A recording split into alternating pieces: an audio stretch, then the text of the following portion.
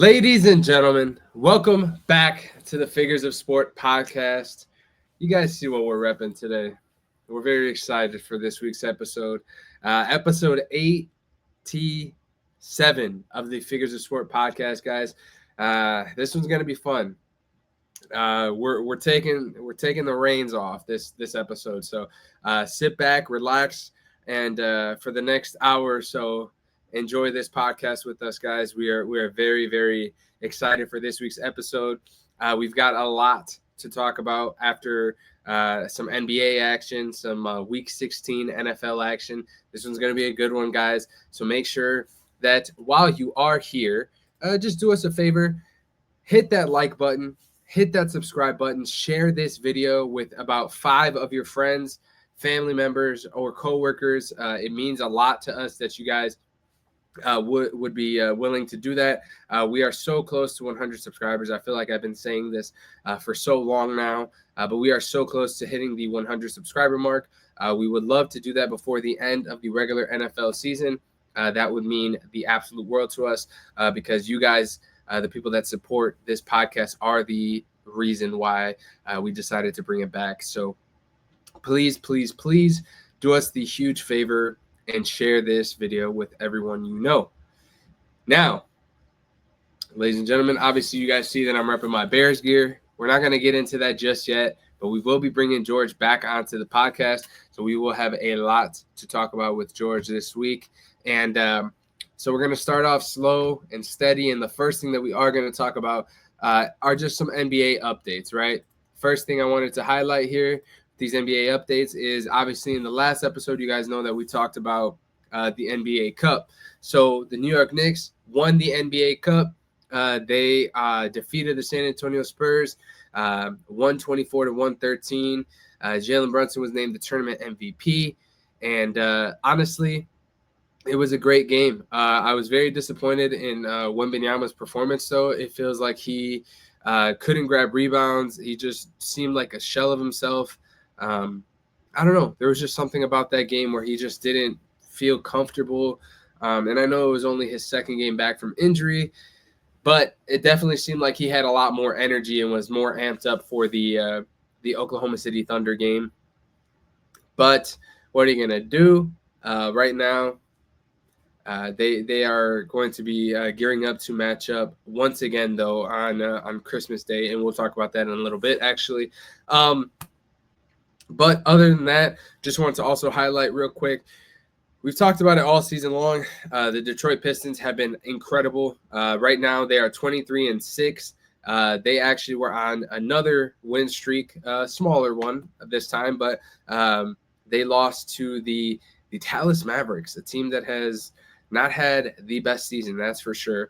But the Pistons are clearly the runaway team in the Eastern Conference. So I want to ask you guys, do you guys truly believe that this Pistons team, as currently constructed, can compete for, an Eastern Conference finals appearance, or do they need to go out and make some big additions at the trade deadline this year to really kind of solidify themselves in front of other teams like the Knicks or maybe the Magic or teams like that? So let us know in the comments below. I'm super excited to hear your guys' thoughts on that one. And then obviously in the Western Conference, you guys know the Oklahoma City Thunder are clearly the best team, not only in the West, but in the NBA. Surprisingly, though, they did suffer their third loss. So they lost to the Spurs in the NBA Cup and then lost again in a nail-biter of a game a few days ago to the Minnesota Timberwolves. That was a hell of a game. If you guys didn't watch it, absolutely incredible game. Julius Randle scored 19, had 8 rebounds, 5 assists, and then Anthony Edwards had 26 points, 12 rebounds. Hell of a game. Had some contributions from guys all over in Minnesota. Bones Highland, Naz Reid, Jaden McDaniels, Dante DiVincenzo. Like, it was a hell of a game. Incredible game to watch. So that was a great one. But as I said, they took their third loss to them, but it's still super clear that the Oklahoma City Thunder are the best team in the NBA. So it has been a relatively exciting season. I feel like, especially in the Eastern Conference, there's been so much competition because there's no true like alpha. I feel like in recent years, especially with Boston, you kind of always been like, well, Boston's the best team in the East. They're going to run away with it. Right now, we don't really have that. I mean, I understand record-wise, Detroit has been playing excellent, but it just feels like the Eastern Conference is so wide open. So it has been a great sight as a basketball fan. So hopefully we can continue watching good basketball all year long. Now, real quick, I just wanted to highlight some of the marquee games from Christmas Day. One of my favorite things growing up was, waking up in the morning and watching, or obviously opening presents on Christmas Day, but then hanging out with, my pops and watching some of these NBA games. But now it's a little bit different. The NFL has kind of come in and, made their way onto the Christmas Day schedule. So there's going to be a lot, but for the NBA, we've got a couple good games. The first one is going to be the Cavs and Knicks. I'm going to predict that the Knicks win that matchup. Then we got Spurs at Thunder. I'm going to take the Thunder in this one here. Thunder are going to get their revenge from that NBA Cup final, that NBA Cup matchup. They're going to get their lick back, that's for sure. Then we've got the Mavericks and the Warriors. Give me the Warriors in that one. And we've got Rockets and Lakers. In this one, I'm gonna have to say that this game, the Rockets have a solid group, man, and so do the Lakers. I think right now, Luka and Rui are injured. If Luka and Rui are injured and don't play on Christmas Day, then give me the Rockets. If they do play, give me the Lakers. And then the last game of the day on Christmas Day is the Timberwolves and the Nuggets. Give me the Nuggets in this matchup. I like the way that the Timberwolves have been playing as of late, but I'm still going to take the Nuggets here because it's hard to go against Jokic and that group there. So those are my predictions, guys. If you think otherwise, let me know in the comments below. But, ladies and gentlemen, without further ado, it's time. It's time for football talk. And you know what time that means? It's time for George to join the podcast. George, welcome back to the Figures of Sport podcast, episode 87, my man. So good to be back this week. You seem pretty excited. I wonder why. What happened this past weekend that could make you this excited, right? Man, I don't know. I just kind of a blackout. Remember waking up just chanting and hearing in the streets of Chicago that Green Bay fucking sucks. That's what I hear. That's what happened to me this weekend. That's what happened to me. Yeah, I don't know about you, but that's what happened to me. Hey, man, it was a hell of a game, man. I'll tell you that. So before we even get into anything, we obviously have to talk about it, right? There's no way we don't. Are going to talk about it. So before we talk about anything else football related, the first thing that we are going to talk about, we're gonna have some Bears talk, right? Just two Bears fans talking about what we saw on Saturday night, man. I'll start real quick, man. That first half, it was close. It was an ugly game. It was. It was not close. It was not close. They dominated the shit out of us. Let's be real. I'm not gonna let you go first because I'm gonna go first. Because I feel like you're gonna take this in the wrong direction. I mean, a 6-0 game and holding them to 0 in the red zone. That's a close game. I don't know what you're talking about there. The score says it was close. It wasn't close. I mean, what we saw on Saturday night was probably the most surprising thing since the double doink. Okay, put it there. Let's see. But goddamn, do the fucking Bears, like, I don't know, like we suck. We suck. Let's be real. Opening drive, already with like two penalties. DeMarco Jackson playing WWE on the kickoff, and then we get another penalty. And then we get a stop in the red zone. Cool. We marched on the field. It's looking like a great first drive. We're running well. Caleb rolled out of the pocket, had a nice pass to Zacchaeus, had a nice pass up the middle to Jade Walker. And then on 4th and 1, Ben Johnson tries to but he wants to show that he's the smartest person on the field in the stadium, and that play happens, which was unnecessary. You're talking about the snap to Manungai through Komet's legs. Yeah. Why on the opening drive are you doing that? In an important game against a divisional rival where you just stopped them. You just stopped them in the red zone. You kick the ball off. So you have a chance to technically put up points first and get ball at half. You're in the red zone. You could either take 3 and be fine or go for it on 4th and 1, which everyone was saying go for it. I was saying go for it. But you don't go for it like that. That was ridiculous. And then it started to go downwards after that.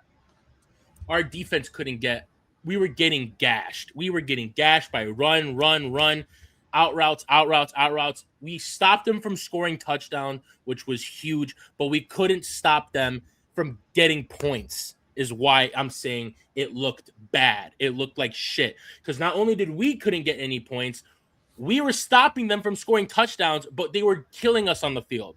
And then the momentum shifted. You would think the momentum shift when Jordan Love got hurt. Prayers up to Jordan Love. It was a nasty hit. It wasn't an intentional dirty hit. I don't think it was a dirty hit at all. It was just how it happened when Booker was going to make the tackle, and I guess Jordan Love was just trying to go down instantly, and they just met in the middle, and it wasn't intentional. It was a helmet to helmet. It was the right call to make, but it wasn't an intentional hit. And it sucks that he got hurt because you don't want players getting hurt. We've seen enough of players get hurt already, okay? Now, when Malik Willis comes in, the momentum shifts. You got to take advantage.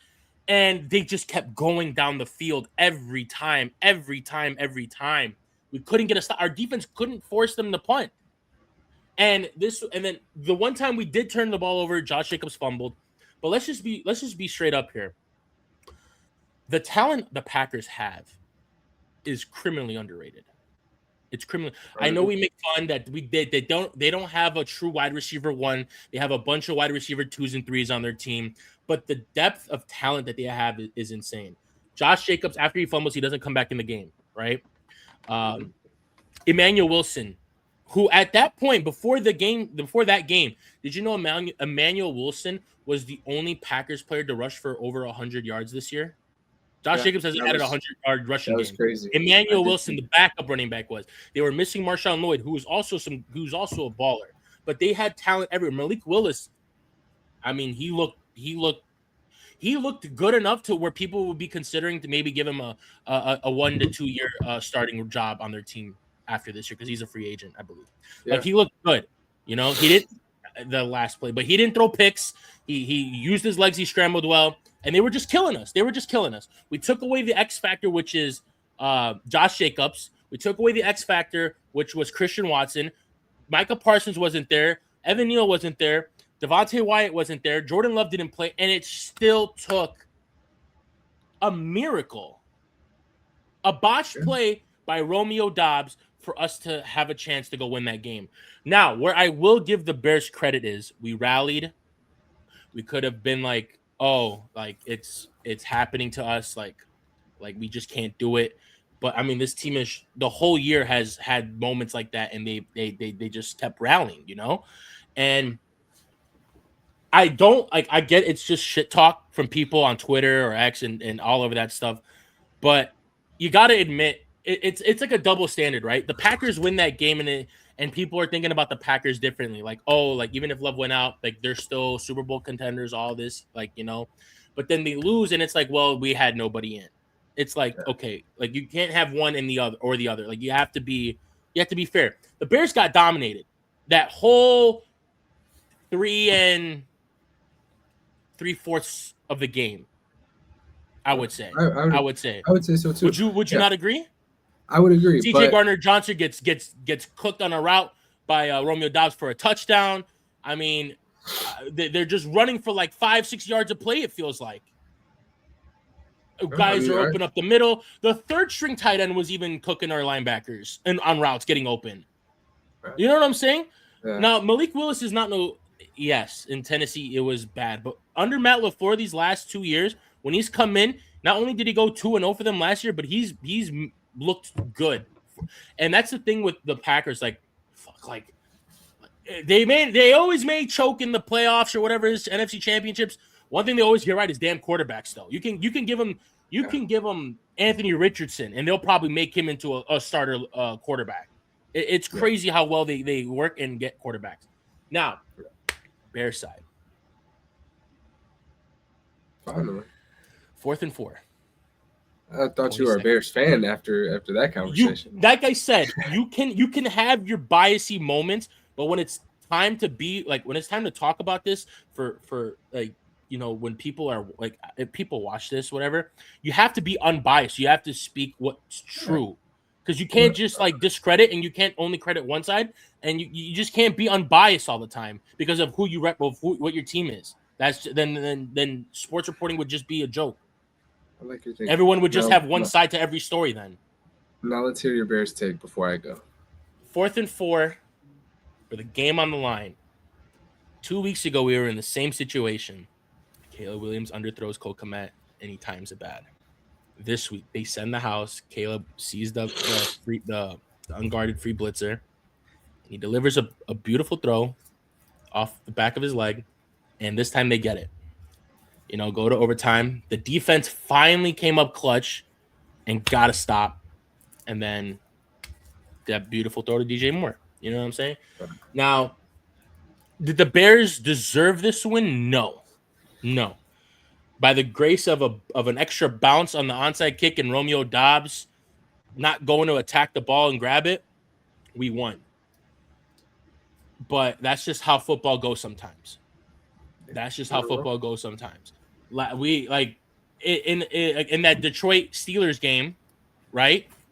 That game wouldn't have come down to the last play if Chris Boswell, one of the league's best kickers this year, doesn't miss a 37-yard field goal indoors with no wind or weather conditions. 37 yards. Crazy. One of the best kickers this year, 37 yards indoors. If he was kicking a 37-yarder in Chicago with those wins, I could understand it. There was no excuse for that. And then it gave Detroit a chance to go, Instead of being up 5, they're up 8. So they would need to get a 2-point conversion too. But I mean, you're not going to apologize for a win, no matter who it is. But that was a bad. It was a win for the Bears, but it was a bad win for how they looked that whole game. And they need to step it up, the defense and the offense. They need to go back to being on point together, because you're not always going to play the Browns or early on Cowboys where you're going to have them both going on each side. It's playoff time. It's playoff time. So you got to step it up now. Yeah, I mean, going back to what I started saying when I said keeping it close. Sorry, I meant scoreboard. Right? It's a game where, like you said, you are clearly getting dominated on the ground. Right? Especially in that first half, they kind of put the Packers kind of dug in from the jump, and they were ready for this game. Bears. The stupid penalties by the Bears early kind of hurt them a lot. An extra 15 yards is an extra 15 yards. Like you're sitting at the 45, now they're at the 30, right? Yeah. Like that's a huge difference. That's instead of making them earn that 15 yards, you're giving it to them. Sorry to cut you off real quick, but like I said, that Booker one wasn't an intentional dirty hit. The one on Brisker, I feel like that was unnecessary from him. When Malik Willis went to slide and he still hit him down there. Yeah, that one was unnecessary. That was total like, oh, I'm frustrated, and that was so unnecessary from him. Yeah. That caused another. Yeah. Plus, the Bears had 10 penalties for over 100 yards that game. Like, what are we doing? Yeah. What are we doing? So that was unnecessary for Brisker. So I mean, so was the one from Nixon too on DJ. That was unnecessary too. Yeah, but they didn't call that one. Yeah, so. I mean. It's a rivalry game. It's a rivalry game. Like that one, you're not going to call, but the one on the quarterbacks, you're going to protect the quarterback. Of course. Obviously. Yeah. So I mean, at the end of the day, the Bears were kind of shooting themselves in the foot in the first half, not keeping their emotions under control. And I get it. It's a rivalry game, but still, you're at home. I get you want to get your lick back because of how you lost the week, a couple weeks before. But again, got to be more poised than that. Got to be more under control than that, because at the end of the day, if you would have lost this game because of all the stupid penalties that you forced on yourself, it would be a whole different story, right? So, but again, big thing here was the Bears kept him out of the end zone for the most part, besides the one pass to Romeo Doubs, right? So shout out to Malik Willis for coming in and finding the guy, right? Which was surprising because the Packers Yeah. have been one of the best red zone teams all year, and Yeah. they held them to All 0-5 in the red zone, which was surprising. But Yeah. you can't keep letting him get down there. I think they punted maybe. Did they even punt at all that whole game? I can't remember. Most of that game was a blur for me. Like I don't even know if they punted at all. I'll tell you right now. Hold on. Like, and that's with the backup quarterback. Not to discredit Malik Willis, like he played really good that game. You know, he balled out better than a lot of backups would have. But they did not punt once. Yeah, like come on, like you got to take advantage of stuff like that, and we didn't. Yeah. And that really worries me going into San Fran next week, because San Fran hasn't run the ball well all year. Like McCaffrey only has 3.7 yards per carry. But they just did yesterday. But it's like, but they were torching them. Like Purdy was torching them, and that scares me because the Bears give up the most 20+ yard completions and deep shots. And it's like, we're gonna have to at least get 3 turnovers to make that game favorable for us. Yeah, you know what I'm saying. So we got to clean it up. Good thing is though, their defense is very gettable. People can run on their defense. People can pass on their defense. Like their defense you can score on their defense. So it's gonna be a shootout. But the Bears got to come up clutch for defense this week, because hopefully we can get at least Luther Burden back this week. At least Luther. Rome, I don't know. I know his foot injury is pretty serious. They said he might need surgery in the offseason. So if I were them, I would probably rest him until the playoffs. That way he gets the extra rest, come back healthy for that first playoff game. But God, that game should not have gone the way it should have. Yeah, no, I mean, especially when Malik Willis came in the game.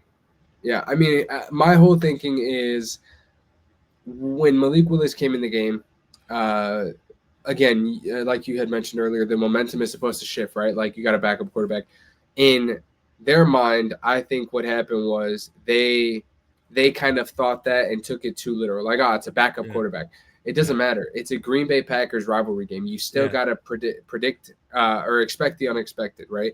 And this is not to discredit the Bears at all, because you got a lucky onside, but they still had to go put up 2 touchdowns technically to win that game. You still have to drive down there and score a touchdown to win, and they held them to 4th down there, and it was a last play. It was a last down play, and they had to go win it in overtime. They had to make a stop on defense and go win it in overtime. So they did do that when it mattered the most. They got the touchdowns, which was huge. But it's getting up to that point. Yeah, it's getting up to that point. You shouldn't have to get to that. You shouldn't have to wait until you're on your heels and say, okay, damn, we finally have to lock in and get a stop here. You kind of got to be. That's been the biggest problem with the Bears this whole season. I feel like that's why they've come up with the cardiac Bears kind of thing, right? Like they have been every week, damn near so consistent. That's the only thing that's been consistent about this team, is that like almost every week they're in a position to give you a heart attack, right? And it's crazy because then when they win, you're like, oh my God, that was an incredible play. That was a great game. But then it's like getting up to that when you're like in the 4th quarter and you're down 3 or you're down a touchdown and it's like sometimes I just like to be able to relax and be like, we got this one in the bag. And we haven't had that many wins like that. But at the same time, it's a negative and a positive, right? Because the way they played against this Packers team, that showed how poised that Caleb can be in the 4th quarter, which I love to see, right? Yeah. In recent years, you've seen as a Bears quarterback, if we're down, we're down. We're not coming back in this game. And Caleb coming in the 4th quarter, he steps up to the plate when he needs to, and he does it. But again, the whole thing is I want to see that for 4 quarters, for 60 minutes. I don't want to see that in the last 5 minutes because I would like to have my sanity sometimes, and that's the thing. Man, credit. I still can't believe this was a topic of discussion early in the year. And I remember we talked about it and I completely shut that down. I can't believe people were actually calling for Matt LaFleur to be gone next year. Like, that is crazy. Like, Matt LaFleur, like, I get some, like people get frustrated. 4th and 1, he'll run it out of the shotgun or whatever like that. People don't like that. People hate that a lot because it's bit them in the ass a lot this year. But, man, like, Jordan Love goes down. You're down Micah. Malik Willis comes in, and I feel like he drew up a perfect game plan for them. for Malik Willis. I And agree. shout out Jeff Hafley. I think Jeff is his first name, but I know Hafley's his last name. Shout out Hafley. You lose Micah. Everyone's wondering, how are you going to apply pressure? How are you going to apply pressure? Like, can they do it without Micah? Micah alone had 67 QB pressures this year. The rest of the D line had 66 combined. Man, did he fucking put it together? And I'm going to be surprised if he doesn't get interviews for a head coaching job next year, because he probably will get a job. Yeah, and the defense was shutting us down, but when it mattered the most, that defense sold the Packers. Yeah. They stopped us all game. But on the two most important drives, they couldn't get another stop. On the drive to tie the touchdown and the drive to win the game, they couldn't stop. They couldn't make a stop there. Yeah. They had us. Yeah. It was like 3rd and 20. Yeah. They sacked Caleb. But I forgot his name, Benson, something like that. The D tackle, face mask call. Puts him from 4th and 20 to a 15-yard penalty, first down. And it's like you got to close out these games. For Packers, you got to close out the games. Like you had us all game. Close it out. Like score a touchdown in those red zones. You're 0 for 5. Recover the onside, make another stop. You've stopped us all game. You've held us to 3 field goals to that point, and you forced us to punt a lot. Stop us. Like, you've done it all game. But, it was a great comeback for the Bears. The Packers, hopefully Jordan Love can come back next week. Their playoff hopes are still up in the air right now. I know Detroit lost, which kind of helps them, and they swept Detroit this year. But if he doesn't play these next 2 weeks because concussions, people have been getting concussed a lot, and they've set out at least a week, maybe 2 weeks sometimes, like we saw with CJ Stroud set out a little bit. They got Baltimore this week, and they got Minnesota to end the year, and Detroit's got Minnesota this week, and then the Bears to end the year. And if they lose out, and the Lions went out, Lions take that 7 seed. So hopefully they can come back for their playoff hopes. Most likely, if the Packers are the 7 seed, we'll probably see them again in the playoffs first round at Soldier Field. Round 3 puts a knot in my damn fucking stomach. I don't like that. I don't want to see him a third time. But fuck it, bring it on. Let's go. It's go time. Like, round 3. This is what we've been waiting for. We've wanted the Bears in the playoffs for so long. We have it. First chance up. You gotta play the Packers. Fuck it, run it. You know what I'm saying? I agree, man. Run it. I agree. Because at the end of the day, like I think, I'll be honest though, if they were to match up against the Packers in that first round and lose, I think that's more heartbreaking than anything, just because it's the Packers. Just because it's the Packers, It's but I'll be honest. I know they don't see it as a rivalry because they've dominated us. Yeah, over the last 15 years. But at the end of the day, man, bring it on. Bring it on. It's always going to be fuck you to the Packers, 100%. That's what DJ Moore said. Shout out DJ Moore for saying that too. So it's like, for me personally, I just think like, listen, there was a lot of things to take away from that game. A lot of things to clean up on going forward, right? It's not just going to help you against the Packers. It's going to help you going against the Niners this upcoming week and the Lions in week 18. So there's a lot of things you got to clean up. The consistency is my biggest thing, right? Like defense, don't wait until there's 6 minutes left in the fourth quarter to try to get a stop. Offense, try to get something going within the first and technically quarter, we'd even make that stop. The center just fucking hit his ass with the ball. Yeah. So, but still, you forced them into the fourth down, right? At least they didn't give up a first down right away. Yeah, but still, like, man, I don't know how the Packers do it, but we're a team where we like to get our playmakers the ball early and let them go in space because they're pretty good at yards after the catch. Burden, DJ, Swift. I don't know how the Packers do it, but they're so good all year. They're so good at like getting to the guy with the ball so fast so he doesn't get yards after the catch. The only time that happened was that one little like out route to Manung guy where he took it 34 yards. Like, I don't know how they just get to the ball so fast. And that's honestly huge for, I know we didn't have one of our bigger guys with Burden out there without Burden, but man, DJ Moore is pretty good at yards at the catch, making a guy miss. Swift in space is kind of nasty. But they completely shut that down. Like as soon as they caught the ball, they were down. Like there was no chance for them to make a play or anything like that. And that's if a defense can do that, that's pretty scary. Yeah, hey, hats off to them. But you know what play they didn't stop?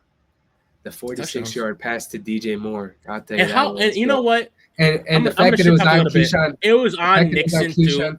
Keyshawn Nixon after the shit he pulled. Man, I love that. I love after the shit he pulled, but not after the shit he pulled, the hit, whatever. But the fact that he was the one that he intercepted Caleb. Yeah. The fact that he intercepted Caleb to end the game 2 weeks ago. The fact that it was on him, and then he said in some locker room interview after the game, he goes, "I do this shit for myself. I don't like nobody else." Like, that doesn't sound like a team guy, but whatever. Yeah. Bro, what are you yapping about? I do this shit for myself. He made a good play that game, got the game-winning interception, but this time he gave up 2 touchdowns.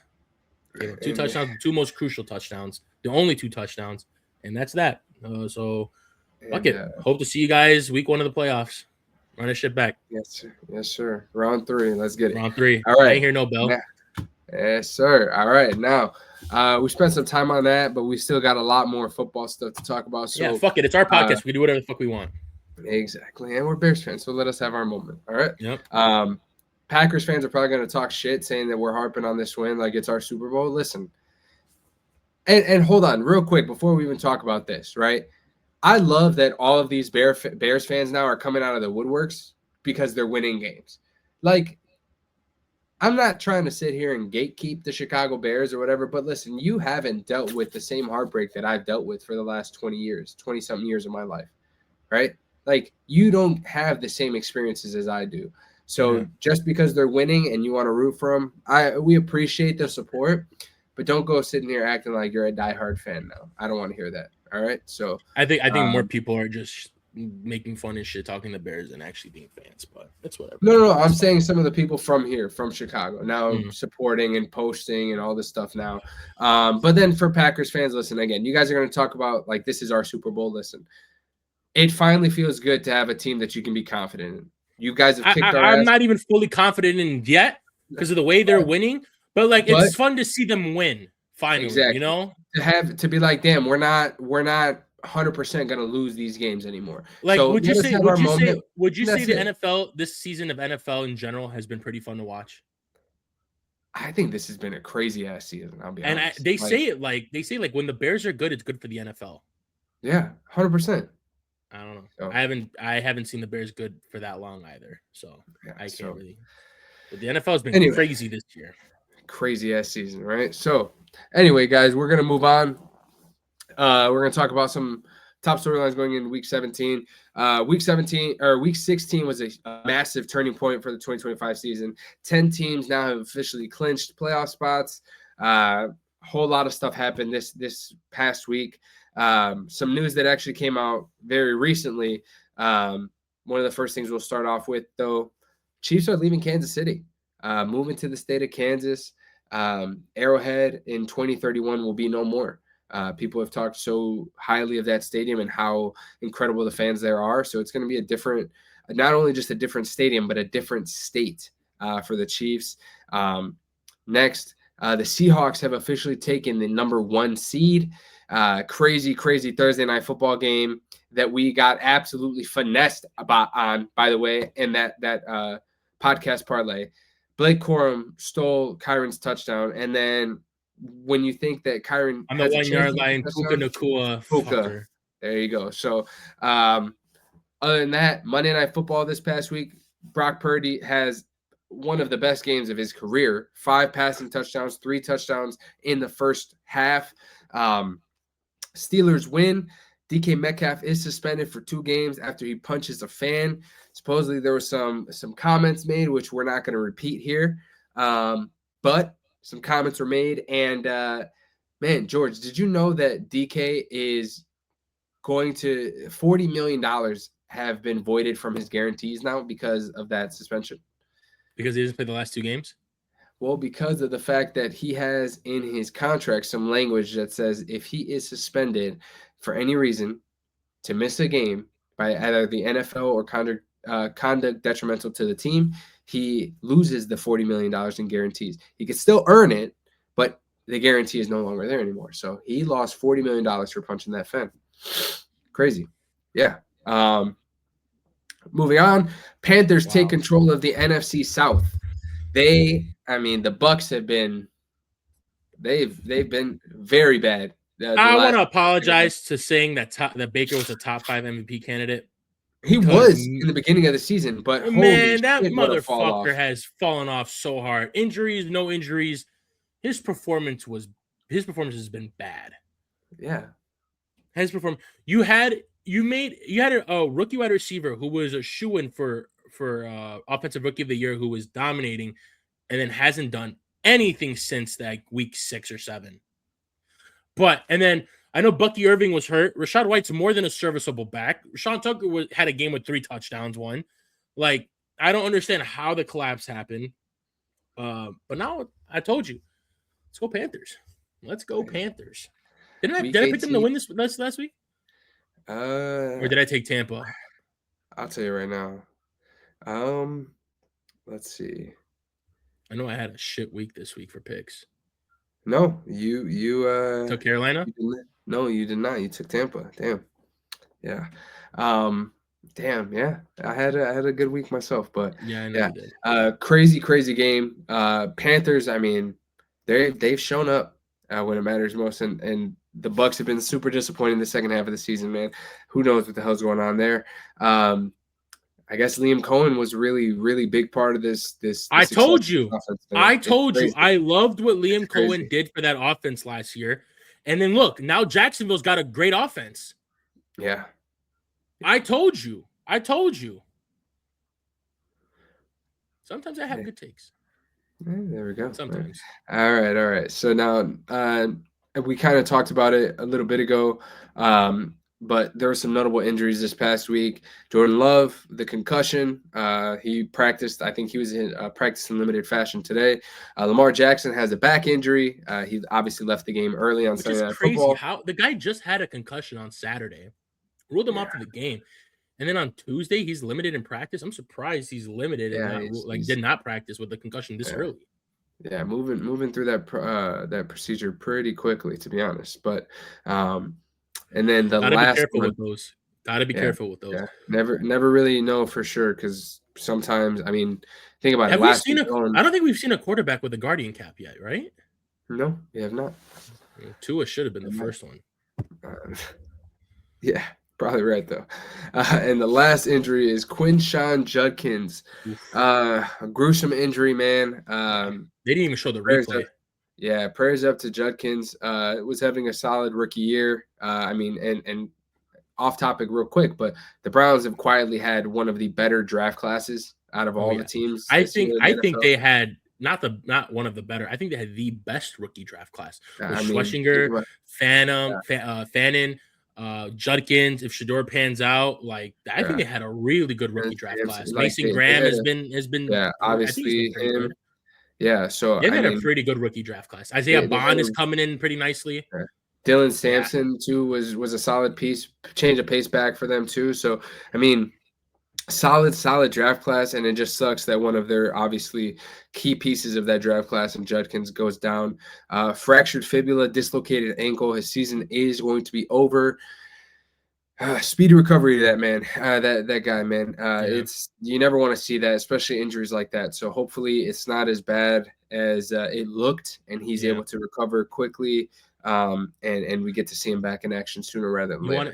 You want a hot take that I have for the Browns next year? If the Browns somehow or some way decide to keep Stefanski, I guarantee you Shedeur is not the week 1 starter. Oh, no, I don't think so. I mean, I think it's going to be Deshaun Watson if they're still paying him. It's going to be Deshaun Watson. I can almost guarantee it. If he's back, if they don't decide to let him go, whatever, and he's still the head coach next year, week 1, I can almost guarantee you he's going to put Deshaun Watson as the week 1 starter, not Shedeur. And I still think Shedeur might even be QB3 behind Dylan Gabriel next year in that rotation. I don't know why they would do that. Like, if I were him, I can see him doing that. And if he does it, I cannot explain why he would do that, because it's idiotic. But I think Deshaun Watson would be the week 1 starter if Stefanski's still the head coach there next year. I mean, I wouldn't be surprised. I mean, you're paying this unless they go and they draft a QB this year, which is like, I was gonna say, I kind of have a hot take that I think they're gonna draft the QB, because I don't think clearly Dylan Gabriel was not it. Well, think about it. And I don't think they're set on Shedeur. So this week there's a game. it's the most. I think it's probably the shittiest game of the week, but it's going to be so fun, and I hope I can watch it on TV. It's the Giants versus the Raiders. I knew you were gonna say Whoever loses that game gets the number 1 overall pick. And if the Raiders get it, they're going Mendoza most likely. Oh, And if the Giants get it, they could probably get a nice little haul if they trade back. So it's the battle of who's going to tank harder that game and who's going to get the number 1 overall pick. We'll see. So the last thing for top storylines as we head into week 17, we've got Christmas Day games this year. As I said earlier when we talked about NBA, usually that was an NBA thing. NFL said, hold my beer. We're gonna jump into this too. So we got three games, and I think none of them are really going to be super exciting. We got a lot of injuries, obviously. I think the only one that's going to be exciting is not exciting, but the only one that's going to be worth watching is the Lions game because Minnesota did beat them earlier, and in order for them to keep their playoff hopes alive, they have to win this game. I know JJ's out. But still, they have to win. And with that defense that Minnesota has, who knows? Yeah, I mean, Jahmyr Gibbs has back-to-back weeks with bad rushing yards. They held the Pittsburgh Steelers with no TJ Watt held the Lions to 15 total rushing yards that game, and Jahmyr Gibbs only had 4 of those rushing yards, I believe. That was crazy. That was insane. Yeah. I don't think. Yeah, I mean, it was. So insane. I can't wait to see what Brian Flores is going to do with that defense if they can't run the ball like that and see what happens there. It's going to be entertaining at least. I mean, the other games, like, what do they matter? Like, I mean, Cowboys, Washington. I know it's an in-game division rivalry a little bit, but it's like you're not playing for anything. And then Denver and who is that guy? Oludekin, is that his name now? The third string not his name now. Is that the quarterback now for them? Come on, like. Why is that a game on Christmas? Like we could have had. Also, I mean, obviously this was made way beforehand, but it's just so crazy because it's like, man, that Chiefs. I mean, they kind of got. I mean, think about it. Mahomes with a torn ACL. Think about how good those games. Think about how good those games would have been if. Oh my God! If Mahomes was healthy and the Chiefs were really the Chiefs, that Denver Chiefs game would be nice. If the Vikings still kept Sam Darnold, that game would be nice. And then if Jaden Daniels was healthy, that game would have been nice. You know? So but unfortunately, it doesn't roll like that. That's why we can flex games, and they didn't flex any of those games. I probably would have flexed the Broncos Chiefs one. Yeah, 100%. Probably. That one would have been the one for me too. All right, George. Now we're gonna move on. The next thing is the predictions record. Week 16, I've got the numbers. So week 16, you went 9-7 in week 16. Which teams did I pick incorrectly that we differed on? Okay, so let me pull that up. So your record was what, 12 and what? 12 and 4. 12 and 4. So the one that we both got wrong was Thursday Night Football. Yeah. And then we both got the Jags Broncos game wrong. We both picked the Broncos in that. Trevor Lawrence looked like a baller that game. He sure did. He looked like a baller. And then Sunday Night Football, I picked for Sunday Night Football, I picked the Patriots. And then for Monday Night Football, I picked the 49ers. So you got those two wrong. Atlanta and Arizona, you picked Arizona. I picked Atlanta. And then Tampa, Carolina, you picked Tampa. I picked Carolina. So that was your few mistakes there. So 9-7, 12-4 for me. So that brings our overall record to me at 119, 59-1. You sit at 107, 71-1. So I've got a 12-game lead on you. So you better cook up these next 2 weeks if you want to have a chance to hold the crown. So Now, speaking of predictions, it's about that time, George. Let's jump straight into it. It is time for the Week 17 predictions. Here we go. Figure the Sport Podcast, Week 17 predictions. Merry Christmas edition, baby. So the first game, Christmas Day game, we got Cowboys and Commanders. Give me the Cowboys. Take the Cowboys. All right. Lions, Vikings. Give me the Lions. Give me the Lions. All right. Thursday Night Football, Broncos, Chiefs. Give me the Broncos. I'll take the Broncos. All right. The Saturday game. That one, Give me the Texans in this one. That defense is suffocating, man. I'll take the Chargers. I think Herbert wants his revenge for that 5-interception playoff game last year. All right. Then we got the Ravens and the Packers. Give me the Packers. I'll take the Ravens. Okay. Then we've got Carolina and Seattle. This is a big game for both teams. Seattle can further their lead as the number 1 seed, and Carolina, if they win this one, can really secure the NFC South. But I'm going to take the Seahawks here. You know, the last 2 times the Panthers have played the number 1 seed in the NFC, they've won them both. I do know that, yeah. It is Let me take Bryce Young at home. All right. Next up, the Bengals and the Cardinals. Give me the Bengals here. Bengals. Steelers and Browns. Give me the Steelers. Give me the Steelers. Jaguars and Colts. Give me the Jags. Give me the Jags. Bucks and Dolphins. I swear to God, if the Bucks fuck me again with playing Quinn Ewers, we're gonna have an issue. Give me the Bucks. Say, bro. Give me the Bucks. But if they lose this game, we got to start having some conversations, man. Patriots. If they lose this game, Todd Bowles should be fired the next day. Yeah, I think so too. Patriots, Jets. Come on, give me the Patriots. Patriots. Saints and Titans. Man, I think the Saints. Cam Ward has been looking pretty nice though these last couple. Weeks, yeah. Give me Tyler Shuck though, man. Go shuck yourself, baby. Hey, there we go. I love me some Tyler Shuck. All right. The poop bowl right here. We're gonna call that the poop bowl. The Giants and the Raiders. Who you got?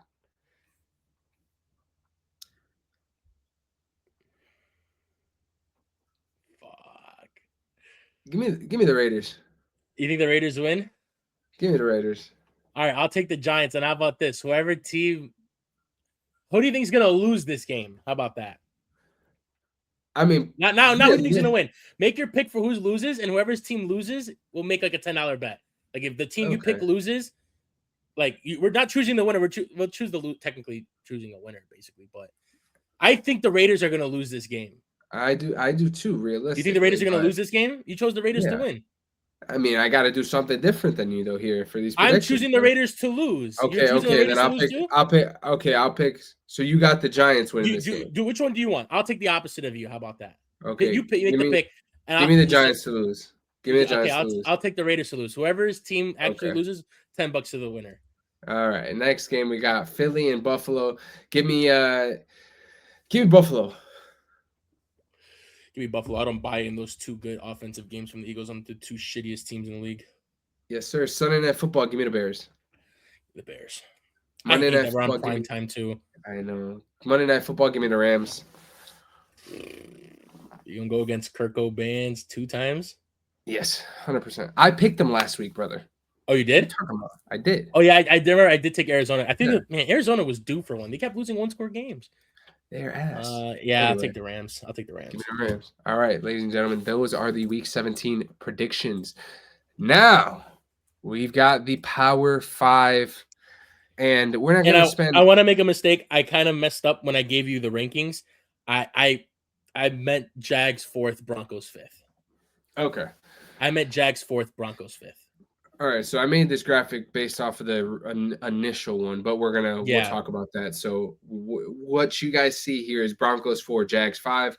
We're flopping that, so Broncos 5, Jags 4. But the first 3 stay the same. Now here, real quick, my thoughts on this Power 5. I like it.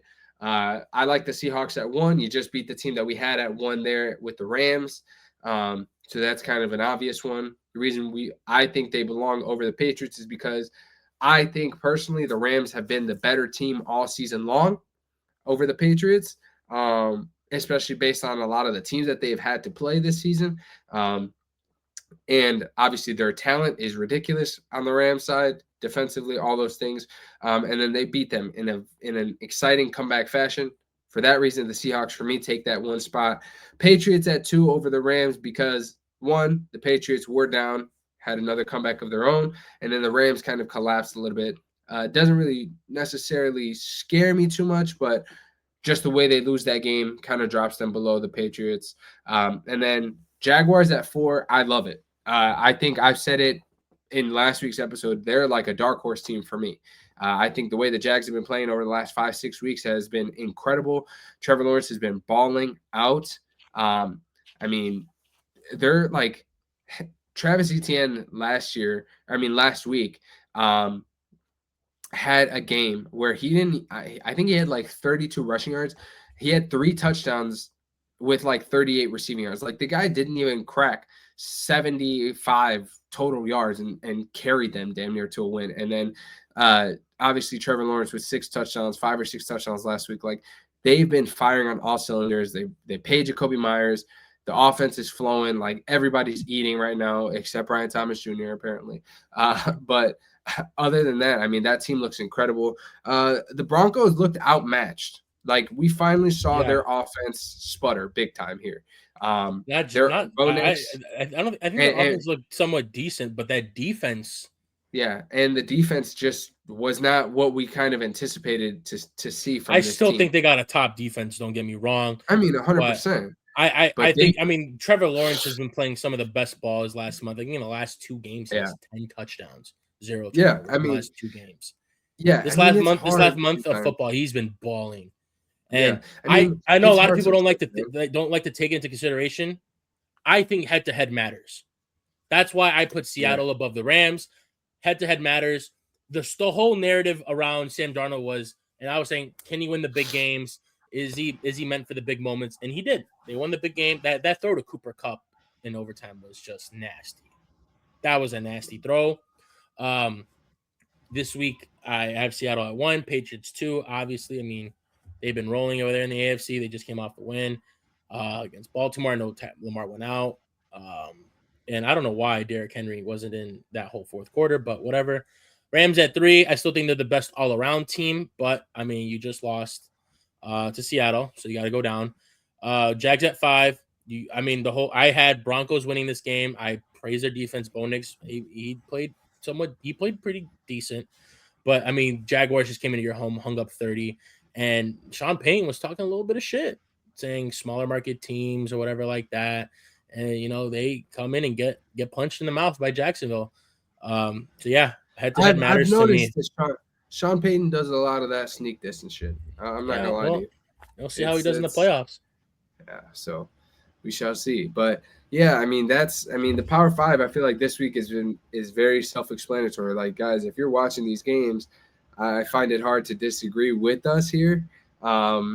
People are going to disagree. That's a given. I mean, everyone's entitled to their own top 5 teams. And listen. For me, this week of football, this is how I'd rank the top 5. Listen, you guys might have a different 5.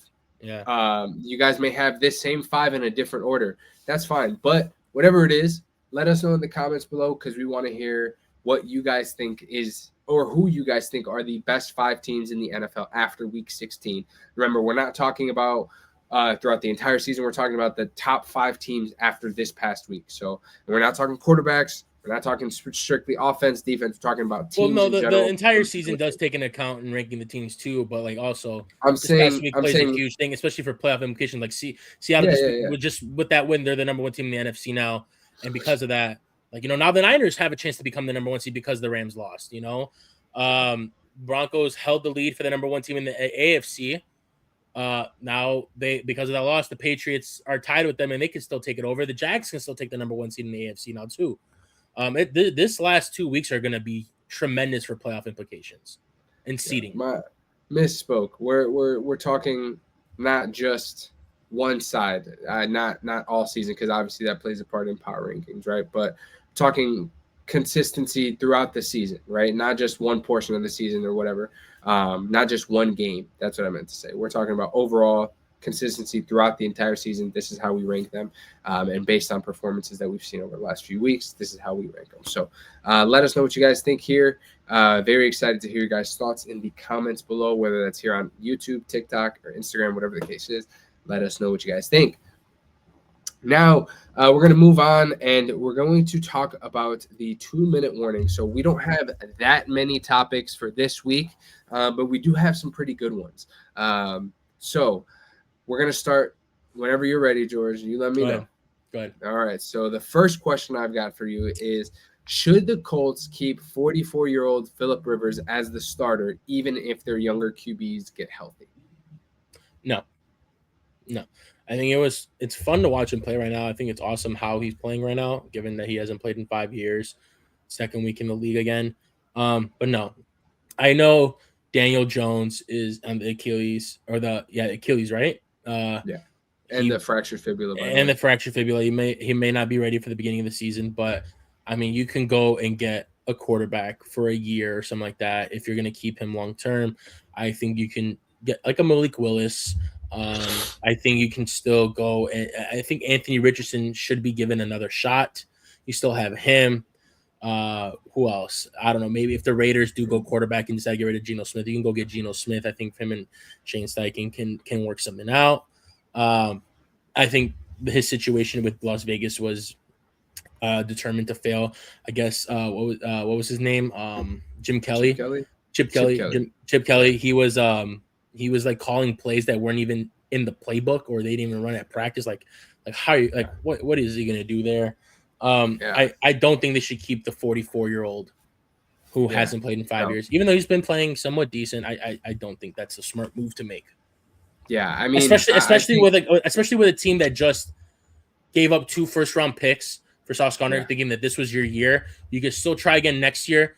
Go get a quarterback that's been to the playoffs. I mean, what's it called? Geno Smith has been to the playoffs a couple of years now. He's serviceable under the right conditions. You know, we have a good run game over there, good O-line. You have some receivers there, a good tight end. Give him a shot. Malik Willis has seemed to be pretty nice. It was not really ever a good fit in Vegas, in my personal opinion, for Geno either. They needed so much work, that team. They needed offensive linemen. They needed weapons offensively. Yes, they signed maybe go get Kyler Murray.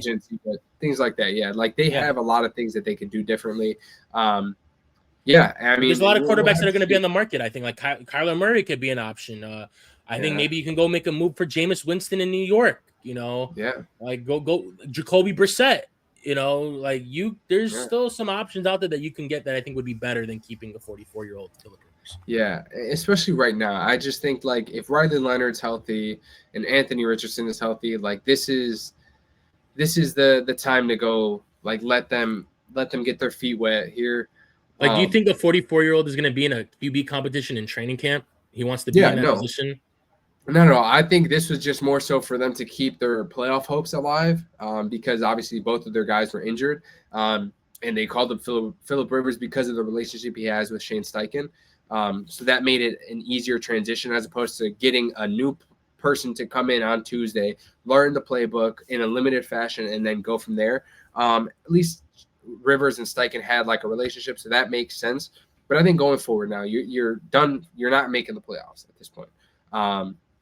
Let Anthony Richardson or Riley Leonard rock out for the rest of the season. See what they got. I mean, there's no guarantee you bring back Daniel Jones. I think for the rest of the season they're going to keep Phillip Rivers in because it's fun to watch it. You probably sell some tickets there on that. You're going to keep him there. You're not going to bring him back for 2 years and then bench him for that. If you just keep him I just think realistically it's better for the younger guys to get the playing time. And I'm surprised he hasn't been taking hits. That O-line's been holding up for him. I'm surprised. You saw him get out of the pocket yesterday? Yeah. You saw him get out of the pocket a little yesterday? I mean, dude, he's 44 years old, dude. He was never a scrambler anyways, but I was like, damn. He was slow as hell, though. Shout out to Grandpa Rivers over there, man. Yeah. All right, well, next one, I've got a crazy question for you. This one might make you really think a little bit. So, we've got 10 teams that have clinched playoff spots, right? Mm-hmm. Which clinched team is the biggest fraud heading into January?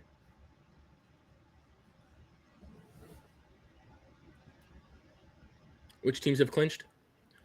Okay, so in the AFC, you got Denver, New England, Jacksonville, the Chargers, and the Bills. And then in the NFC, you got Seattle, Chicago, Philly, San Fran, and the Rams. Chicago. I think because we're too opportunistic on getting turnovers and our defense not being able to make consistent stops from time to time, that's not gonna work in the playoffs. I think the slow start sometimes we get to on offense is going to bite us in the ass, especially if they do somehow win a playoff game and get deeper into the playoffs. As of right now, unless that turns around, as of right now, I think the Bears are the biggest. I don't want to say frauds, but like they're the team that I could see being the worst of the teams in the playoffs right now and probably getting bounced first. Like not there's going to be half the teams getting bounced first, but a team that like probably doesn't put up the best fight. I don't want to say that. It's too degrading to my team.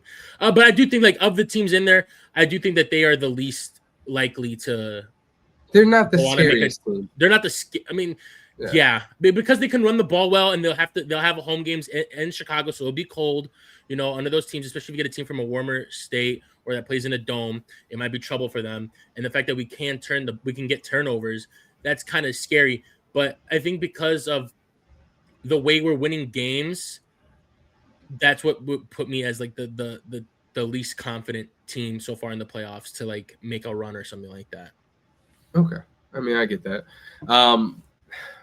I would have to argue kind of the same point. I mean, I like your thought process there because, I mean, again, I said it earlier, you know, like for 3.5 quarters, they're going to keep you like the cardiac Bears. Like, honestly, that's the best name for them, right? So just because of the fact that I feel like so often rather than not, I'm always sitting at the edge of my seat worried, like, are we going to pull this one off again? That worries me. But other than the Bears, I think there's two teams that it's more of a coin flip for me as far as who I feel like is more fraudulent in this sense. And I think it's between the Chargers and the Bills. The reason I say this is because obviously the Chargers, yes, just had a great game against the Cowboys, but I mean, remember the Cowboys have nothing to play for anymore. And the Chargers, their O-line typically does not stand, especially with all the injuries that they've had. Then you go look at who they could possibly play in the playoffs if they were to, in this playoff run. You've got teams like Denver, you've got teams like the Patriots, you've got teams like Jacksonville, teams like Houston. They have a tough path, and those teams generate pressure, right? So with a weak O-line like that, I'm not super confident in some of their matchups sometimes. But then also the Bills, because of the fact that, I mean, look at the game they just had against Cleveland. Like, that was a game they should not have been that close at all. Josh Allen that was one of the worst performances of Josh Allen, which, by the way, lost so many people their fantasy matchups last week. So many people. It was crazy. I think it's the lowest point total in fantasy football for him since like his rookie year. Can you imagine going up against like a Puka or a JSN this week and you think, okay, I got Josh Allen, like, it might help 6 points. Yeah, crazy. So, I mean, the reason I say the Bills is because, again, it just feels like if Josh Allen isn't doing everything or James Cook isn't having a 100-yard game, their defense struggles so much, man. It's super hard to kind of overcome that every single game. And against some of these other teams that they might see in the playoffs, it's going to be tough. So those are the two teams I would say outside of the Bears, too, because I would have to agree with the Bears point as well. Yeah. So what's crazy is, going back to the fantasy thing, Josh Allen had twice the amount of fantasy points that Jordan Love did, and Jordan Love only played 1 quarter of football. It's crazy. Insane, by the way. Yeah, but anyway, that was that one. Next question, I've got another one for you. Is it time for John Harbaugh to be fired, man? I think it's time to go. I think it's time for them to move on and get a new voice in there. He's been there for what? How long? 18 years?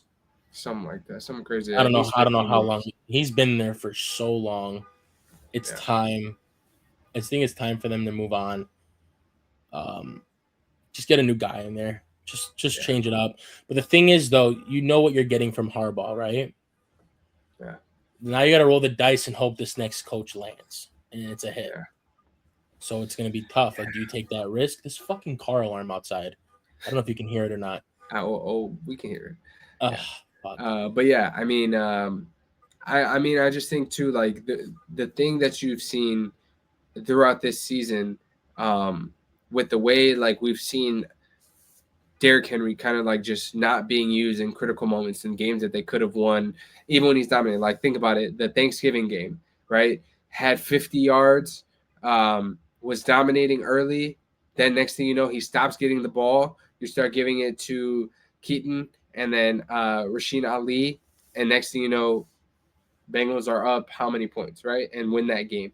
This time, you're up late in the fourth quarter. You run the ball, get some first downs, try to punch it in on the at the end zone. But Derrick Henry's nowhere to be found. Like you're paying this guy all this money after the incredible season he just had last year, the success you guys had last year. Now you're decreasing his role for what? I don't understand why.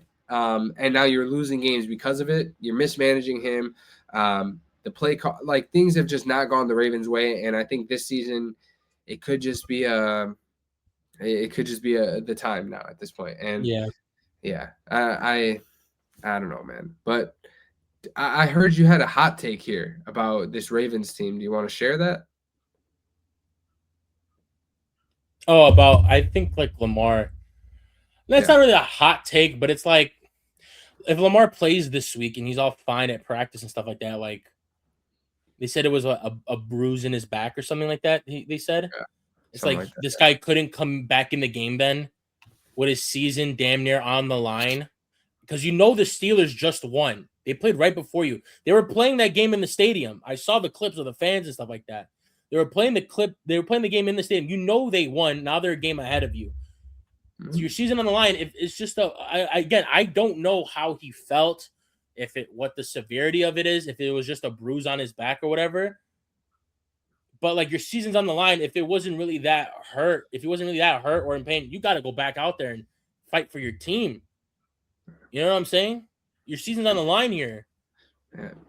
Could just be trying to make a point, right? He wants to get some new voice in there, but we'll see, right? At the end of the season. I don't think Lamar's the type of guy to do that though, which is why I thought about it and I was just like, I don't think he's the type of guy to do that. Yeah, we'll see. I mean, all will be told in just a few short weeks, so we shall see. But next up, there was some controversy in Detroit, man. At the end of that game between the Steelers and the Lions, did the refs get those OPI calls right, or were the Lions robbed? I think the OPI called on Amon-Ra was the correct call because you can obviously see him push off full arm extension on Jalen Ramsey. Yeah. The one on Isaac Tesla, though, I didn't see in the replay where the defender shoved Tesla into the other defender. And if it was the case, and as Tesla was just trying to run his route, it didn't seem like he turned in the end zone for that quick in route. It seemed like he was still facing the defender. So I could see it being the OPI call. Like a lot of teams run that like little chip or block for your receiver to go out. The Bears do it with DJ Moore. It is an OPI call technically, and they called it, but there was not a similar play, but there was an instance like in that game, I think during that same drive, a Lions receiver made contact like 5 to 10 yards down the field with a Steelers defender, and it wasn't called. So it's like even if it is the correct call and you call it in a crucial game like that, which is like kind of fucked because you kind of want to like let them play at that point. If you're gonna call it there, you gotta call it every time. Then you don't pick and choose when you want to call it. Yeah, you don't pick and choose when you make the call. Like I get the holding calls, right? Holding, it's like there's always gonna be holding calls when lineman and O-lineman are trying to like battle each other. There's always holding calls. You call the egregious ones, the one that stands out, the one that if it's like a little hold, like it's not really that much, like you're not gonna call it. But like again, you're gonna I don't know. I think it shouldn't have been called given the circumstance. Like you didn't call it 2 or 3 plays before, you know. But at the end of the day, though, the Lions kind of shot themselves in the foot. They were like they couldn't run the ball all game. They were getting dominated. You know, you got given this gift where one of the best kickers in the league missed a 37-yarder. You drive down the field, it's first and goal on like the 4, and then you get 3 straight penalties. The Tesla one, which is whatever. Then you get a false start, and then Tesla drops a touchdown in the end zone. Like, you know what I'm saying? Yeah. Yeah, but that, the way that sequence came out after the Amon-Ra, I've never. Even the analysts didn't know how to explain it or what was going on because that's never been before. That was such a confusing sequence there. I think it was kind of funny too because he goes, the ruling on the field is a touchdown. Everyone's cheering. And then the ref goes, however, OPI, go fuck yourselves. Games is over, basically, is how I saw it. Which is It's like, offensive pass interference on Amon Ra, go fuck yourselves. Have a good night. Go home. I was just like, wow. He didn't say that, obviously, but that's how I basically envisioned. Everyone's cheering, and then he goes, however, it's like, wow, like you thought. Really? Yeah. So that was a crazy game, but would love to hear your guys' thoughts on that game. What's even crazier? What's crazier, that the way that it ended, or the Kenneth Gainwell catch and touchdown? Oh, that Kenneth Gainwell catch was disgusting. Yeah, that was a hell of a catch. Yeah, but we move on. Now I think I know your answer to this one, but have the Bears now showed you enough to consider them contenders for a deep NFC run? No. Yeah. Now, that's not to say that I'm hoping that they do that, and I'm gonna anticipate that, or not anticipate it, but hope they do it. Get those playoff wins and make that run, because obviously that's what every Bears fan wants to happen. But we're putting our realism caps on for the sports media world right now. No, the way they're winning games, the way that they get hot late in the games, the way the defense is turning the ball over at that accelerated rate. People say that it doesn't hold on forever. It's hold on this whole season, though. You know what I'm saying? It's hold on to this point. It's not, but it's gotten us to this point. They were saying that you can't keep relying on turnovers since that Bengals game. Yeah. And we just kept getting turnovers. So, yeah. But I think at this point in the season, when you're playing these playoff teams, you can't expect a comeback every time. Like the Bears have gotten lucky with their comebacks. Like they were either down 7 or 10, maybe 14 at the max. But if you don't put up points early and stay in the fight the whole game, and teams get a 20-point lead on you, that comeback starts to get harder and harder and harder, no matter who the quarterback is. Yeah, exactly. So, again, I think the whole thing here is with the Bears. I don't think they're contenders for a deep NFC run right now, but that could change in the next couple of weeks if over there. You're playing two solid teams over the next 2 weeks, right? You got the Niners, you got the Lions. You're playing two really good teams. Yeah, I know the record doesn't show up for the Lions, but they're like they can catch fire. They're still the Lions. They have talent everywhere in the offense. They put up 50 points on us in week 2. So this is not the time to get comfortable. To get comfortable just because you've clinched the playoff spot. Right now, you go win more games and you solidify that you're gonna play these games at home. Right? That's the first thing. But the second thing here is show yourselves as this team, as the Bears team should, show yourselves that all the things that you are struggling with, consistency on offense from the kickoff to the final whistle, you got to be better from the jump. You cannot rely on second half.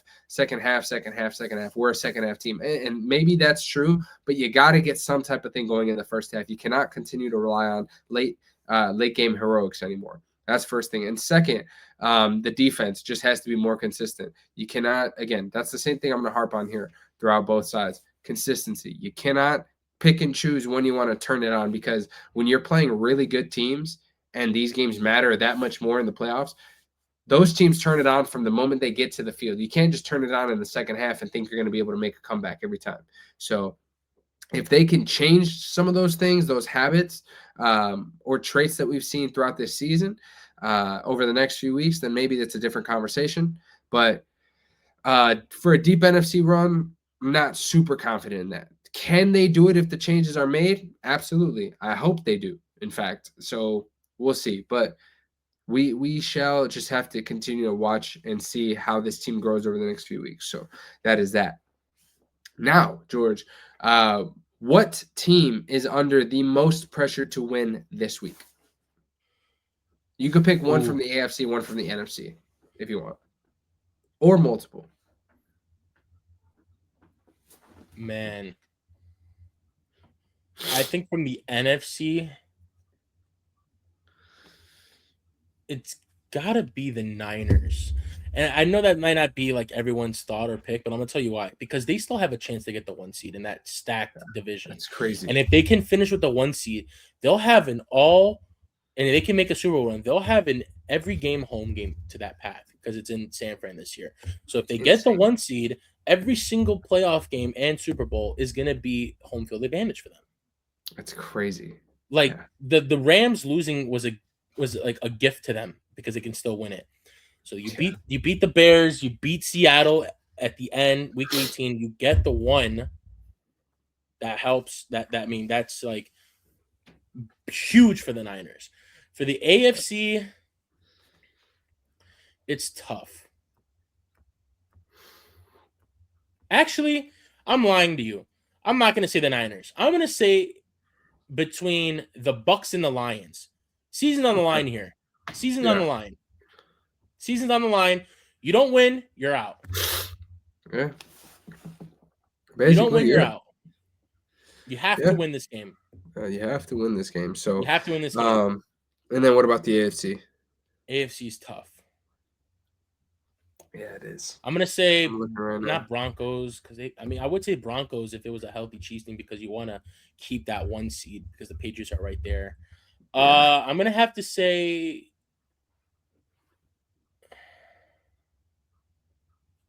it's tough, man. Ravens. Okay. Yeah, I mean, I think Ravens. I also think the Steelers for the AFC. I was saying the Steelers too because you got no DK for the next 2 games. You have a lead. Yeah, but it's like you gotta lead in this division, and there's a chance that like you can secure the division right now. Like you win and you're in. Basically, you clinch the division. So, I mean, there's a lot of pressure because the Browns. Listen. We saw how the Browns played against the Bears. It was an ass whooping, straight belt to ass. Then we see how they played against the Bills, and you start having some other questions, right? So which Browns team are we going to see this week? It's a divisional game. We all know that divisional games tend to get, just they bring out a different side of players and teams. So this is a game, in my opinion, a game that the Steelers can easily lose because if they underestimate this team, that Browns defense is still there, and we might see the Shador from last week or a couple weeks ago against the Titans. Like, we don't know which version of this team we're going to see. But for me, that's my AFC team that's under the most pressure to win this week. NFC team under the most pressure to win this week. It's basically the Bears and the Niners, but then also the other team is the Lions, right? Like the Lions, they're in control of their own fate. Here, like you win and you still give yourself a chance. Then week 18, you're really playing for your life because obviously we don't know what the whole situation is with Green Bay, if Love is going to play or not, whatever the case is. So we'll see. But the reason I say the Bears and the Niners is because obviously big game for the Niners, like you said, 1 seed. Bears 2. 1, I think it's a game where you just came off of a game where you didn't necessarily play great through the first 90% of the game. This is a chance where the Niners have just came off one of their best games of the season. Purdy looked incredible. The defense looked solid enough at least.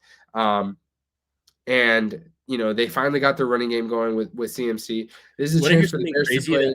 There's a crazy stat they said about the Niners yesterday. They have the least amount of sacks in the league. Yeah, I mean, and as soon as they said that and showed the graphic, they got a sack. Yeah, of course, because they jinxed it on live TV all the time. But yeah, I mean, this is a big spot for the Bears to go win against a team that's rolling. And you kind of crush their chances of winning that 1 seed over. So we shall see.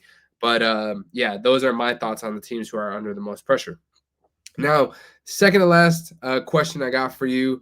Does the collapse by the Rams worry you? No. It took, they came back and won. But it took a botched 2-point conversion and a damn near 10-minute conversation and look with the refs to determine that ball was thrown backwards by an ass cheek hair for them to win that game and get that 2-point conversion right there. I'm not worried about the Rams collapse. I still think they're one of the best teams in the league. They're probably the best well-rounded team in the league. I think they'll be fine in the playoffs. Same here. Yeah, it doesn't really worry me. It's upsetting, but if you're a fan, but it doesn't really worry me. It's a divisional game. Things happen like that. So you see everything in divisional games. I'll tell you that. So And the last one I've got for you. After what we've seen this past week with the Jaguars, are they now, in your opinion, the biggest threat in the AFC? Because I'll tell you right now, to me, they are. They 100% are. Yeah, I think that they're a problem. They're playing. Trevor's playing his best ball this last month. Their offense is rolling. The defense is playing a lot better. They're not taking the ball away at the rate that the Bears are, but they can take the ball away a lot too. They're moving. Liam Cohen's got this team moving different.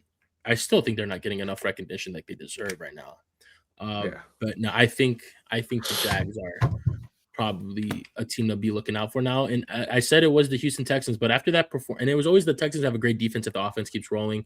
If we can get going, they'll be the scariest team. But that they almost lost to the Raiders, and that offense looked really bad against the Raiders. Yeah, so we shall see. But it's going to be an exciting last couple of weeks, that's for sure. That's why we're still here. So now, George, real quick, fantasy update. In my Before we get to fantasy, what's up? Tell me. I got a question for you. Let's hear it. It's either a yes or no. There's 2 games left in the season. Do you think, yes or no, that with these last 2 games, the Jets will finish with 0 interceptions on the year? Or do you think they can get 1 in these next 2 games? They play the Patriots this week, and I forget who they play the following week. I think they are the only team with 0. They have the least amount of turnovers, forced turnovers, and they have 0 interceptions. Do they get 1 before the season ends? They play the Bills in week 18. No, they don't get 1. You don't think they get an interception? No, they don't get 1. That's going to be like an impossible stat to break ever again, too, by the way. Yeah, I don't think so. You think they're going for a record? Hey, man, that's crazy. Being that ass and then setting records like that is crazy. Yeah, I don't think so. Do you? I don't know, man. You never know. We'll see. All right, that question officially ends the 2-minute warning segment. Now we're going to talk fantasy real quick. Just want to chop it up with George, give him his props. Congratulations to you, George. I know at least in my league where I am the commissioner, you have made the playoffs. Not only did you make the playoffs, you made the championship. And so shout out to you. And what's crazy is I almost lost this week because of a blunder. I made a decision. I probably had the best stack this year in fantasy football. Last year, I had the best stack in fantasy football, too, and it wasn't a stack you would think. Last year, I had Lamar and Derrick Henry. No one talks about a running back, quarterback stack, but I had the best. One of the best stacks. Crazy. Actually, not the best stack. I think the best stack was Burrow and Chase last year, but I probably had the second best stack. Yeah. This year, I had Stafford and Puka. Yeah. No Devontae Adams before the game starts. I mean, not before the game. The day before the game, there was no Devontae Adams playing. I look back at my stats, see that Stafford had a great game against Seattle last time, about 152 touchdowns. I think either both or one of those touchdowns came to Devontae Adams. I was like, gonna be tough. All the shit going on with Puka and these Twitch streams and Twitter shit. I was like, it's gonna be tough. If they shut down Puka, I'll have to worry about his Puka this game. It's over. So I bench Stafford, and I pick up CJ Stroud because CJ Stroud had a nice game the week before, and I almost lost. I think Stafford in our league put up. I don't know how you guys grade your things, but in ours he had 60 points. 60 points was the highest scoring QB in fantasy. I almost lost. If it wasn't for a late Jahmyr Gibbs touchdown, I lose that game.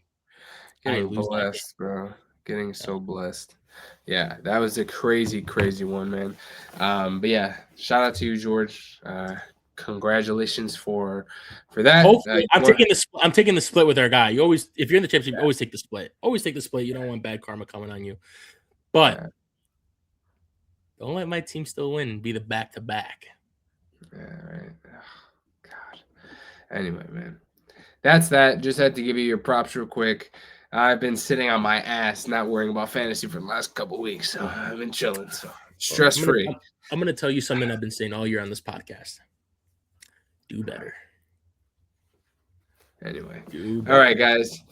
Last segment. We're getting out of here before an hour and a half. So we've got the podcast parlay. Like I said earlier, we got finessed last week. Kyron should have had a touchdown. Blake Corum stole it, and then Puka stole it. So we're going back for this week. We're coming back for this week. We've got 3 games on Thursday. So let's get in the Christmas spirit, and we're going to give away this podcast parlay, and hopefully Santa Claus can bring us all some green.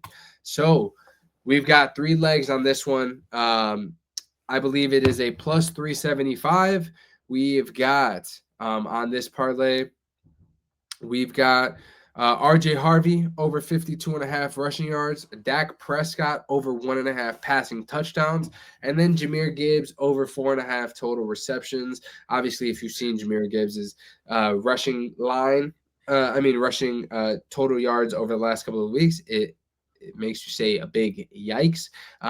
He's been a reception merchant over the last couple of weeks. So we're going to roll with that. Dak over the Commanders, pretty self-explanatory. And RJ Harvey, this Kansas City Chiefs defense has not been great over the last few weeks, and RJ Harvey has really started to break out. So we've got 3 legs, 1 leg from each game, each time. Even if you want to spice it up a little bit more, you can add Broncos and Dallas money line to this, juice it up a little bit, maybe another like $20 if it takes it. I don't know. I know the odds on Denver are pretty high, maybe the same for Dallas. But if you want to juice it up a little bit more, I think this is a plus 300. I know it doesn't show at the top. I believe it's plus 375. Plus 375. If you add the 2 money lines, what does it make it? I'm doing that right now. Let's see. So if we add Cowboys, you got it? Yeah, I got you. Okay. It makes it, damn, they're minus 1,200, the Broncos. It makes it plus 462. So like maybe 10 more bucks. Yeah, so plus 462 if you want to add a couple other legs to it. Maybe if you want to stay away from the money line on the Broncos and maybe go for the spread, something like that. Oh, yeah, what's their spread? Their spread, I believe, was at, let's see. Minus 12.5. Minus 12.5. You could. Yeah, I'll take that spread. Spread. Or if you want to run an alt, 700. Alt spread it. You want to run an alt too, 9.5, 10.5, something like that. Not terrible either. Still going to get better odds in that money line. So that is the podcast parlay for Week 17, Thursday Night Football, guys. Some money on this holiday. Yes. Let's have Santa Claus bring us some lucky fortune and some cash, some dubs, all that stuff. May Santa Claus bring you all, if you're in the fantasy championship, a dub. And best of luck to everybody this week. Now, ladies and gentlemen, this is obviously the episode that is going to be coming out tomorrow, Christmas Eve. Today, Christmas Eve, when you're watching this. So we just want to give you all a huge shout out for supporting us over the last few months. While sometimes we haven't had the most views or the most comments on an episode, the fact that some people are taking the time to watch this throughout their week means a lot to us. So we really appreciate you guys and the support that you guys do have for this podcast, for George, for myself. It means the world to us. And one more time, I'm going to have to ask you guys if you can please do us a huge favor. Like this video, subscribe to the channel, share this video with your friends, family, coworkers, and everybody else who needs to know anything about sports. It would mean the world to us. We want to wish you all a Merry Christmas, and we'll see you guys. Happy holidays, and we shall see you guys prior to New Year's, as we will be dropping the next episode on New Year's Eve. So we shall see you guys real soon. And remember, it's Chicago. Yeah!